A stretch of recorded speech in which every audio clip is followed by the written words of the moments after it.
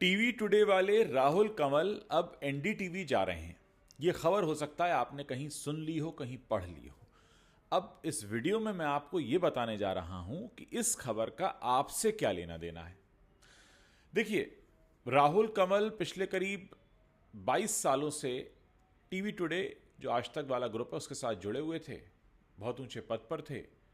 अब एनडीटीवी से बुलावा आया। एनडीटीवी जब अडानी ने खरीद लिया तो ये वहाँ पर एडिटर इन चीफ बन सकते हैं या सीईओ बन सकते हैं। मेरा ये वीडियो इस बारे में नहीं है कि राहुल कंवल ने कौन सा पद छोड़ा है और वो कितनी सैलरी लेकर और कौन से चैनल में गए हैं। मैं इससे भी बड़े एक मुद्दे पर बात कर रहा हूँ। दोस्तों, हमारे देश में धीरे धीरे एक नया चलन शुरू हुआ है। जो बड़े बिजनेस हाउस हैं हमारे देश के, दो ही हैं, आप जानते हैं, नाम लेने की जरूरत नहीं है, वही लोग मीडिया को खरीदते चले जा रहे हैं, चैनल्स को। पहले ईटीवी था, फिर वो न्यूज़ 18 हो गया, फिर एक खास ग्रुप के पास आ गया, दूसरे साहब हैं उन्होंने एनडीटीवी ले लिया। यहाँ एक चिंता जो है वो ये शुरू हो गई है अब कि अगर देश के बड़े पत्रकारों और देश के बड़े मीडिया हाउसेस को सेठजी लोग खरीद लेंगे तो फिर आम आदमी की बात कौन करेगा। मैं आपको थोड़ा और डिटेल में बताता हूं। मान लीजिए आप एक शहर में रहते हैं और उस शहर में 3-4 अखबार हैं।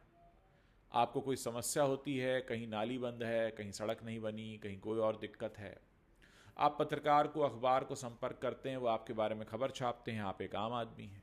अब मान लीजिए आपके शहर के वो जो अखबार हैं, कोई 2-3 धन्ना सेठ मिलकर सारे अखबार खरीद लें और ये कहें कि जी अब इस अखबार में तो हमारा प्रोडक्ट का ऐड आएगा, हमारे ब्रांड का ऐड आएगा, हमारी मिठाई की दुकान का आएगा इसमें ऐड, इसमें हमारे गेहूं चावल का, हमारे बिस्किट ब्रेड का ऐड आएगा। आम आदमी की बात नहीं होगी। अब आप इसे बड़े पर्सपेक्टिव में सोचिए। अब कुछ लगभग ऐसा ही हो सकता है मीडिया में भी। देखिए, मीडिया का पतन कहां से शुरू हुआ?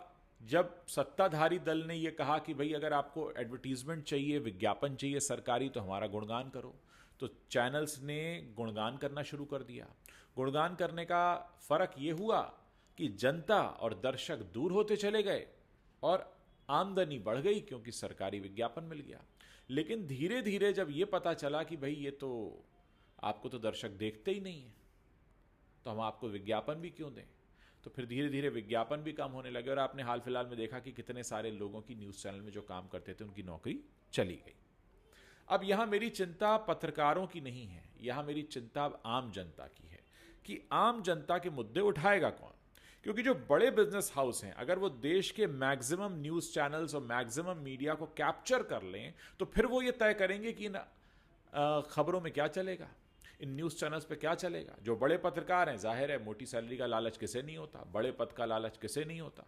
मैं यहाँ उनकी काबिलियत पर सवाल नहीं उठा रहा हूँ, लेकिन मैं यहाँ उनके फैसलों पर सवाल उठा रहा हूँ। और ये कितना ट्रांसपेरेंट हो पाएगा जब बड़े बड़े सेठ जी आएंगे कि भाई हमने तो खरीद लिया। अच्छा, सेठ जी का एक और है अप्रोच। सेठ जी के लिए ये न्यूज़ चैनल उनका कोर बिजनेस नहीं है। ऐसा नहीं है कि न्यूज़ चैनल चलेगा तो सेठ जी का काम चलेगा। सेठ जी के धंधे तो चल रहे हैं और सेठ जी ने तो शौक में खरीद लिया। शौक नहीं है वैसे, कभी सरकार को समर्थन देना हो, कभी सरकार के एजेंडे को परोसना हो, कभी किसी पर्टिकुलर पार्टी के एजेंडे को परोसना हो। मैं यहां पर सरकार की तरफ भी नहीं जा रहा। कभी कोई पर्टिकुलर तरह की सोच समाज पर लादनी हो तो है हमारे पास पूरा लाओ लश्कर। खोल लिया हमने चैनल, उठा लिया हमने बड़े बड़े पत्रकार। अब आम जनता की बात कौन करे? अब ऐसे में आम जनता के पास एक ही रास्ता बचेगा, डिजिटल मीडियम का। और यही वजह है कि डिजिटल मीडियम पर दर्शकों की संख्या बढ़ी है। बड़े बड़े ब्रांड्स अब डिजिटल पर पैसा ज़्यादा खर्च कर रहे हैं क्योंकि लोगों को पता है जनता देखती है। लेकिन आप सोचिए कि ये आने वाला समय बड़ा अजीबोगरीब हो सकता है। अभी चौधरी साहब चले गए दूरदर्शन के पास, और दूरदर्शन पे किस तरह की खबर आएगी, किसका एजेंडा क्या चलेगा, आपको पता ही है। तो मेरी चिंता इस बात को लेकर है कि अगर हमारे देश का मीडिया चंद हाथों में चला गया, चंद धन्ना सेठों के हाथ में चला गया, जहां पर बड़े बड़े पत्रकार बड़े पदों पर बैठ गए और फिर इस मीडिया को अपने हिसाब से चलाया जाने लगा, तो उन ऑर्गेनाइजेशंस का क्या होगा जिनका कोर बिजनेस न्यूज़ का है। ऐसे बहुत से हमारे देश में पत्रकार हैं जो सिर्फ न्यूज़ चैनल की वजह से ही इस देश में पहचाने गए हैं। एनडीटीवी की शुरुआत की थी प्रणय रॉय ने, वो पत्रकारिता ही कर रहे थे, ऐसा नहीं कि उनका कुछ और भी काम चल रहा था। ऐसे बहुत सारे हमारे देश में पत्रकार हैं जिन्होंने, टीवी टुडे ग्रुप भी अपने आप में उदाहरण है। आज तक एक आधे घंटे का प्रोग्राम हुआ करता था 90s में, लोगों को याद होगा आपको। आधे घंटे के एक प्रोग्राम से शुरू हुआ, फिर चैनल बना, फिर हेडलाइंस टुडे आया, फिर नाम बदला, इंडिया टुडे आया, तमाम चीज़ें बड़ी हुई और आज तक ने एक बहुत बड़ा कॉन्ट्रीब्यूशन तो दिया ही है न्यूज़ के फील्ड में। हाल के कुछ सालों में जो हुआ हो सो हुआ हो, लेकिन एक बहुत बड़ा खिलाड़ी बनकर उभरा न्यूज़ की इंडस्ट्री का, और उनका कोर बिजनेस ही ये था, मीडिया का। लेकिन अब आप सोचिए कि चंद धन्ना सेठों के हाथ में जब बड़े बड़े पत्रकार, पूरा का पूरा मीडिया ग्रुप, आपको याद होगा ईटीवी करके ग्रुप होता था, वो चला गया सेठ जी के पास, उनका न्यूज़ 18 के नाम से बड़े रीजनल चैनल भी हो गए हैं। तो यहाँ चिंता इस बात की है दोस्तों कि ठीक है, ये तो बड़े बड़े पत्रकार यहाँ से वहाँ, वहाँ से वहाँ, कहाँ जाएंगे, किसको कौन सी पोस्ट मिलेगी, किसको कितनी सैलरी मिलेगी, कौन कितने बड़े कमरे में बैठेगा, कौन कौन सी गाड़ी में घूमेगा, मेरी ये चिंता बिल्कुल भी नहीं है। मेरी चिंता है आप लोगों की, आम लोगों की, कि आपकी बात कौन करेगा। क्योंकि जो मीडिया चला रहे हैं, न्यूज़ का बिजनेस चला रहे हैं, उनका ये कोर बिजनेस है नहीं।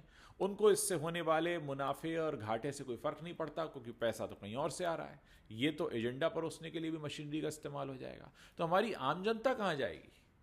क्या हमारी आम जनता के पास सिर्फ एक डिजिटल मीडियम ही बचेगा जहां पर उनकी बात होगी, सीधे संवाद होगा, वो अपनी बात लिख पाएंगे? जैसे आप अभी मैं वीडियो कर रहा हूं, इसके नीचे आप कुछ लिख सकते हैं, सीधे मुझ तक पहुंचा सकते हैं। सिर्फ मैं ही नहीं, किसी भी यूट्यूब पर वीडियो बनाने वाले किसी भी कंटेंट क्रिएटर को पहुंचा सकते हैं, आपकी बात सुनी जा सकती है। लेकिन ये जो दूरी बढ़ती जा रही है, जो खाई है, इसको कैसे पाटा जाएगा? लोग आज कहने लगे यार न्यूज़ चैनल्स पे तो कुछ आता ही नहीं है, न्यूज़ चैनल पे तो एजेंडे परोसे जाते हैं। ये तो तब तक था जब तक कि हम ये कह रहे थे कि राजनीतिक दखल है, चैनल्स में सत्ताधारी दल का दखल है। अब तो ये कि धन्ना सेठों ने खरीद लिए, धन्ना सेठों ने खरीदे तो उसके बाद तो फिर आम जनता की सुनने वाला कौन? और उनका ये कोर बिजनेस नहीं है, उनको इस बात से फर्क नहीं पड़ता। और देश के बड़े पत्रकार उनके पास है, तो बचा क्या? तो क्या वो दिन आ जाएगा जब लोग टीवी न्यूज़ को बिल्कुल देखना बंद कर देंगे? क्योंकि फिर इन चैनल्स में इन्हीं के प्रोडक्ट के ऐड चलेंगे, इन्हीं के प्रोडक्ट का विज्ञापन होगा। खबरें कहां जाएंगी? क्योंकि जनहित, पब्लिक इंटरेस्ट की बात कौन करेगा? पब्लिक इंटरेस्ट की बात करते हैं पत्रकार और अखबार और न्यूज़ चैनल, इसी वजह से तो उनको सब्सिडीज मिलती हैं। आपने सुना होगा, अखबार छपता है, जो पेपर मिलता है वो सब्सिडाइज रेट पर मिलता है, बिजली भी उनको सब्सिडाइज रेट पर मिलती है, ज़मीन भी उनको सब्सिडाइज रेट पर मिलती है, क्योंकि आप जनहित की बात करें। लेकिन जब न्यूज़ का कार्यक्रम धन्ना सेठों के हाथ में चला जाए, और सिर्फ धन्ना सेठों के हाथ में चला जाए, और ऐसे खिलाड़ी बहुत कम या ना के बराबर रह जाएं, तो फर्क तो पड़ेगा। क्योंकि न्यूज़ ऑर्गेनाइजेशन चलाने के लिए भी पैसा तो चाहिए होता है। अब एक तरफ वो लोग हैं जिनके और बिजनेस चल रहे हैं, और धंधे चल रहे हैं, और दुकानें चल रही हैं, वहां से पैसा आ रहा है, वो तो बड़े अच्छे से चलाएंगे अपना, क्योंकि उनको फर्क ही नहीं पड़ता न्यूज़ से पैसा आए ना आए। लेकिन वो लोग जो न्यूज़ की वजह से ही कमा रहे हैं, उनकी हालत खराब होगी, और उनकी हालत खराब हुई तो सबसे ज़्यादा देश की जनता की हालत खराब होगी। इस पूरे मसले को आप किस तरह से देखते हैं, मेरे इस वीडियो के नीचे कमेंट कीजिए। आप में से बहुत सारे लोग होंगे जो पहले न्यूज़ देखा करते होंगे, बीच में छोड़ दी होगी, फिर डिजिटल पे शिफ्ट हो गए होंगे, फिर सबके अपने अपने फेवरेट कोई ना कोई न्यूज़ एंकर या पत्रकार होंगे जिनकी खबरें आप सुनते होंगे। तो क्या आपको लगता है कि एक बहुत बड़ा गैप अब क्रिएट होने जा रहा है? हम जिस तरफ बढ़ रहे हैं, हो सकता है आने वाले 2 सालों में, 3 सालों में ये स्थिति बन जाए। इस पूरे मसले पर आप अपनी क्या राय रखते हैं? मेरे इस वीडियो के नीचे कमेंट सेक्शन है, वहाँ लिखकर आप बता सकते हैं। मुझे इंतज़ार रहेगा आप लोगों के कमेंट्स पढ़ने का। और हाँ, जाते जाते मैं आपको बताना चाहता हूँ कि ये जो मेरा माइक है, ये रोड का माइक है, रोड NT USB। बहुत सारे लोग मुझसे पूछते हैं कि आप अपने माइक का नाम ज़रूर बताएं, इसलिए मैं मेंशन कर रहा हूँ। रोड NT USB के अलावा मैंने रोड मिनी भी यूज़ किया है, और रोड GO2 भी यूज़ करता हूँ, जो कि वायरलेस लैपल का एक सेट आता है। तो रोड एक ऐसा ब्रांड है जिसको आप इस्तेमाल कर सकते हैं। ये जानकारी मैं सिर्फ उन लोगों को दे रहा हूँ जो अक्सर नीचे कमेंट सेक्शन में लिखकर पूछते हैं कि आपका माइक कौन सा है और इसका रिस्पॉन्स कैसा है। उम्मीद है इस माइक के ज़रिए जो बात मैंने आप तक पहुँचाई है वो आपको समझ में आई होगी, और आप इस पर अपनी प्रतिक्रिया ज़रूर इस वीडियो के नीचे लिखेंगे। मुझे इंतज़ार रहेगा आप लोगों के विचार सुनने का।